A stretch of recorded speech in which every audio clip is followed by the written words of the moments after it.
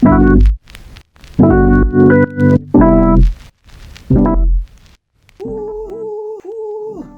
up, guys? We're back and we're on episode 4. And on this episode, it's a big episode, so I'm just gonna get right into it. So on this episode, we're gonna show how the new wheels turn out on the car. We're gonna do the front and rear lights. We're gonna clean them. We're gonna get new battery cable fitted, and then a big surprise at the end. This one came a bit early, but it's needed either way. Okay, so on the last episode you guys saw, we repainted the rims white.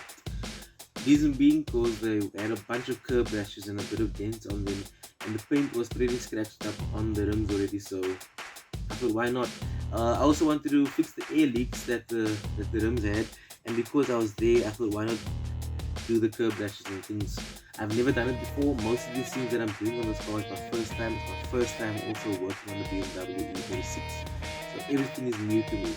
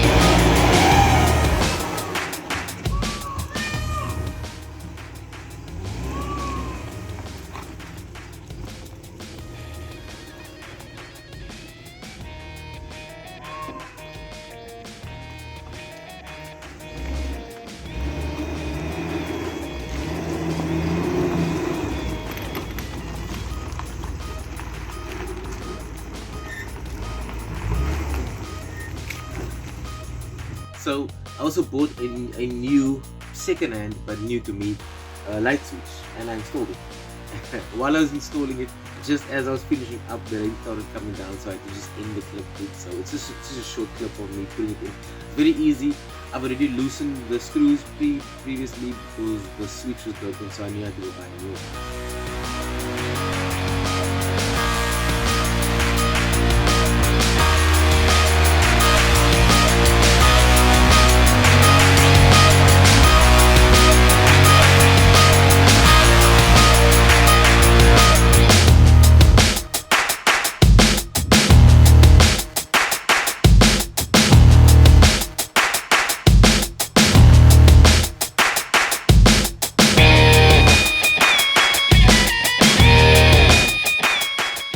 Then on to the next. With the rear lights of the car, I took them all off. I saw at the back that a lot of them are missing the light fittings that come on the back of the BMW lights that hold the light bulbs. So some of them are broken, some of them are missing. So I went to my BMW plug and he sorted me out. He got me some second-hand working light switches or light fittings, I like to call it light fittings. So I removed the rear lights, I cleaned them up, and I put the new bulbs in and I reinstalled them. I did the same with the front lights as well. I removed the front lights, cleaned them up with water because it was so dry and dusty within the lights. Luckily I got the glass front lights. I didn't even know that's a thing until I got the E36. You get the plastic European ones and I think the American or the German ones, South African ones are all glass. So I cleaned them out the front and the back. I got new bulbs all around the car and I fitted them. This was now to see where we have some electrical issues for any of the lights that don't work, if it's the light fitting or the wiring or something that's maybe out of order, because we've done the fuse box already, so the fuses should all work. The ECU is working. So with all these fixes, I'm getting close and close to the issue.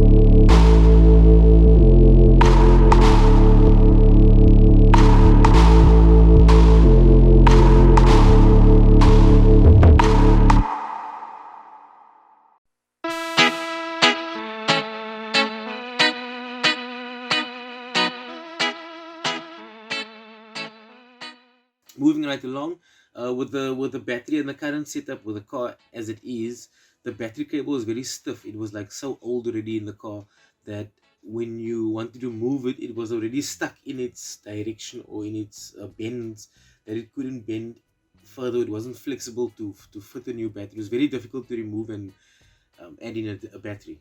So I had some welding cable from a previous car from the Mercedes Benz, and so all I had to go do is to go buy new battery clamps and fit them on.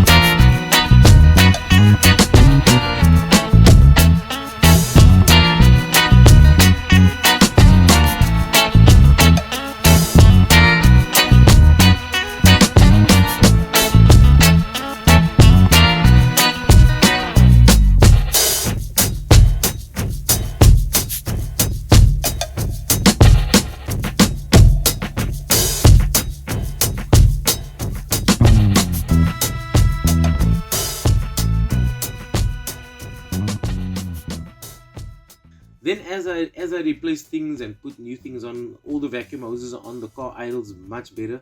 The next issue arises. As I finished everything, the whole Christmas tree effect that they call it in the BMW went away. All the lights or check engine lights and things on the instrument cluster went away, and then a new one popped up.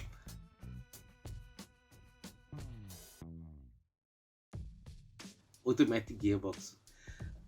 Check gearbox. That then led me to believe that the automatic gearbox, just needs to be, the oil in there just needs to be refilled, the gearbox oil. So that's the next journey I started on. When I got the car, firstly, the previous owner did say the car was in limp mode, so I was trying to get the BMW's gearbox out of limp mode, or to get automatic gearbox out of limp mode, so I can drive it around. That did not go so well and as planned. While I was doing the automatic gearbox refill, I came across that it's a Jatco, Jatco gearbox. The automatic gearbox in the BMW currently cannot be refilled or just simply drained and refilled. This one had to be taken off. The whole filter needed to be replaced and then refilled with a pump, with a automatic gearbox refill oil pump, something like that. And it was going to cost me plus minus about 4,500. I spoke to another BMW owner and he said he'd be recently done his, and his came to about 4,500, to about all in all 5,000 for the oil, for the job that they have to do, for the filter, for all of that. So I thought, how about the manual transmission? I spoke to my BMW plug and he told me all in all it's going to cost 5,000 bucks to do a manual swap or manual conversion on the BMW. That is the 2,500 for the ZF gearbox, the one used in the 328i as well as the M3s. And it's a 5-speed. I think it can take up to 500 to 600 horsepower. I'm not going to be using that much, so it should be tough enough for what I want to use it for. Secondly, the other 2,500 is for all the components that come with it: the shifter linkages, the pedals, the clutch, the flywheel, the pressure plate, all of those extra components that go along with the manual swap. I was saving up cash for the project, and I thought, why not start? I immediately then got the manual transmission, and I started cleaning it. Let me just remind you guys again, this is my first time doing this. I've never done this. I've only ever like cleaned off engines and engine bays and motors and things. Nothing this serious as doing a manual transmission swap. I've watched a lot of videos online, and I feel fairly confident that I can do it. I'm able to do it. I've built up a bunch of tools over the years, so I've got most of the tools. Some of the tools they have mentioned on there, I had to go buy some of the hardware to remove the gearbox from the motor, the bell housing from the motor. I did not have those. I think those were inverted torque screws or sockets that I had to get here.